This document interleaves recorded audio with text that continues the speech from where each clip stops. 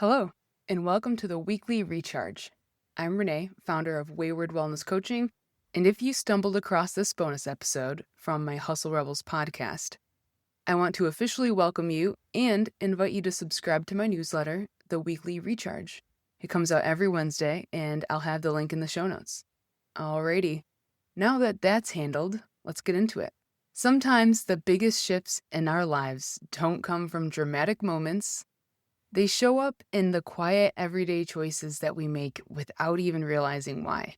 Here's what we'll cover this week: how anxiety quietly disguises itself as logical decision-making, why your nervous system naturally chooses comfort and predictability, the subtle difference between anxiety-driven decisions and intuitive ones, the version of yourself your nervous system might be calling back, and a simple nervous system awareness challenge that you could try out this week.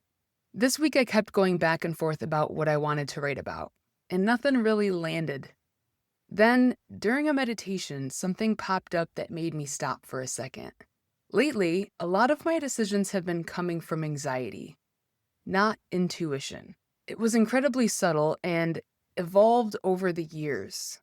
It looks like completely reasonable decisions, just masked as maturing, which honestly makes it harder to notice, because it looks like this: deciding not to go to boxing because my back has been sore, and besides, that's 2 hours that I could be working on something anyway.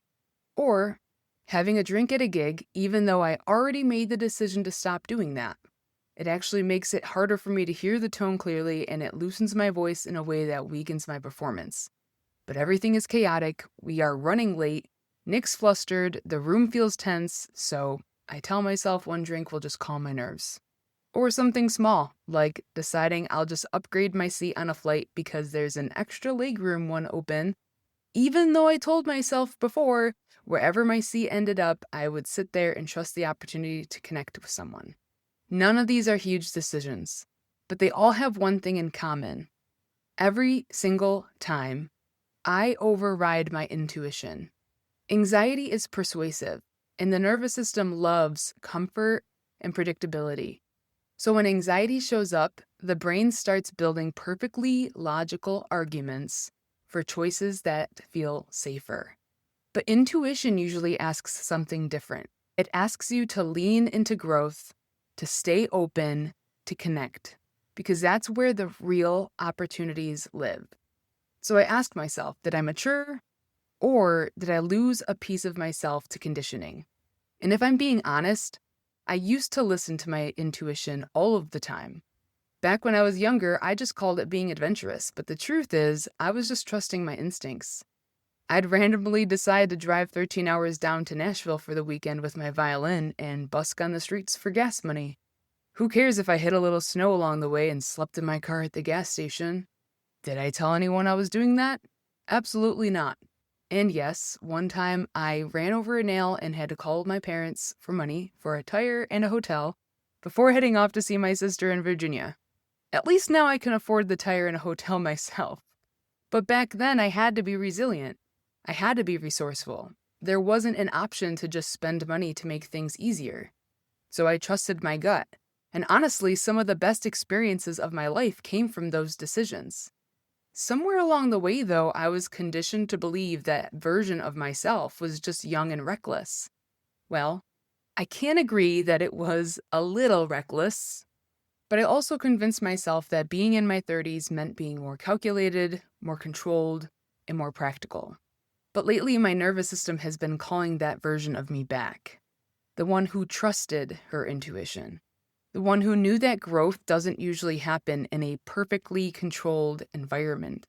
The one who understood that connection and opportunity often show up when you stop trying to engineer every possible outcome. At the end of March, I'm going to a conference, and for the first time in a while, I'm leaning back into that version of myself. I'm flying in a day early, and I don't have the hotel figured out yet. For the one day, let's not go crazy. The rest of the trip is well planned. And the current old version of Renae would be making plans right now to make sure I would have an answer for Nick on deck for where I'll be staying, because In order to cure my anxiety, I need to cure his anxiety. Therefore, I'd be making a decision from anxiety. So you get the cycle. But honestly, worst case scenario, I'll just find one that night, like I used to. And if I told you the full story of how I ended up moving to Massachusetts, you'd probably think I was crazy too. But maybe that's the point. Sometimes the version of yourself your nervous system is asking you to become again is someone you've already been. So here's this week's nervous system challenge. For the next few days, try something simple. When you're making a decision, pause and ask yourself one question. Is this decision coming from intuition or anxiety? Anxiety usually pulls you toward comfort, control, and avoidance. Intuition usually nudges you toward growth, curiosity, and connection. The trick isn't forcing anything. It's simply just noticing. Because the more you listen to intuition, the quieter anxiety tends to get. In this week on Hustle Rebels podcast. So if this topic resonated, you can head over to my Hustle Rebels podcast to catch the latest episode. Last week's episode dug into how invisible effort and recognition actually regulate the nervous system more than people realize.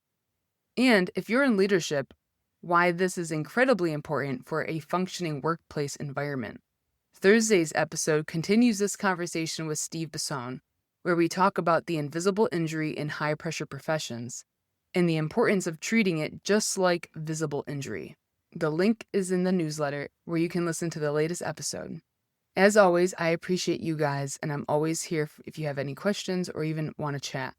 Share the weekly recharge with a friend so they can be regulated just like you. See you guys next week.